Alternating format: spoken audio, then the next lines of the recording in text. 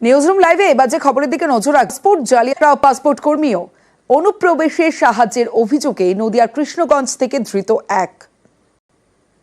Passport চক্রের মৌচাকে ঢিল মারে প্রশাসন। যত সময় এগোচ্ছে একের পর চক্র। ২৪ পরগনা ও নদিয়ায় চক্রের জাল। ভুয়ো পাসপোর্ট চক্রে একের পর এক গ্রেফতারি, পাসপোর্ট কর্মীও পাকড়াও। সোমবার বসিরহাট পাসপোর্ট সেবা কেন্দ্রের অস্থায়ী কর্মীকে গ্রেফতার করা হয়। ধৃতের নাম তারকনাথ সেন। পুলিশের দাবি, তারকনাথের মাধ্যমে জাল নথি দিয়ে পাসপোর্ট তৈরি করাতেন সমরেশ বিশ্বাস। তদন্তকারীদের সন্দেহ, এই ভুয়ো পাসপোর্ট চক্রের অন্যতম মাথা সমরেশ। রবিবার ৭ সকালে বারাসাত থেকে সমরেশকে গ্রেফতার করে পুলিশ। তদন্তকারীরা জানতে পেরেছেন, সীমান্ত লাগোয়া ৩ জেলায় সমরেশের চক্র সক্রিয় ছিল। উত্তর ২৪ পরগনা, দক্ষিণ ২৪ পরগনা। তদন্তকারীদের নজরে ওই ৩ জেলার পাসপোর্ট সেবা কেন্দ্র ও কয়েকটি পোস্ট অফিস।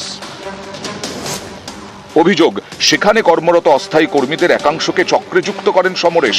ঘুষ দিয়ে দেওয়া হতো বলে পুলিশ সূত্রে দাবি। তদন্তে উঠে এসেছে, বসিরহাট পাসপোর্ট সেবা কেন্দ্রে যাতায়াত ছিল সমরেশের। ছেলে রিপনে অস্থায়ী করেছে পুলিশ। ১২ই ডিসেম্বর এই রিপন বিশ্বাসকে গ্রেফতার করেছিল পুলিশ। তাকে জেরা করে তদন্তকারীদের জালে আসে আরও দুজন। এদের মধ্যে একজন রিপনের বাবা সমরেশ, আরেকজন দীপক মণ্ডল, যাদবপুর বিশ্ববিদ্যালয়ের পড়ুয়া। তিনি ইএম বাইপাস লাগোয়া পঞ্চসায়রের পোস্ট অস্থায়ী ওরকম জড়িত থাকতে পারে। নিরপেক্ষ তদন্ত হয়ে যেন ভালোভাবে ছেলে বাড়িতে আসে। রিপন, দীপক এবং সমরেশ একের পর এক গ্রেফতার। এই ৩ জনকে জেরা করেই জালে তারকনাথ সেন। চাঞ্চল্যকর সব নথিও তদন্তকারীদের হাতে। এসবের মধ্যেই সোমবার রাতে নদিয়ার কৃষ্ণগঞ্জ থেকে অনুপ্রবেশে সাহায্যের অভিযোগে গ্রেফতার এক।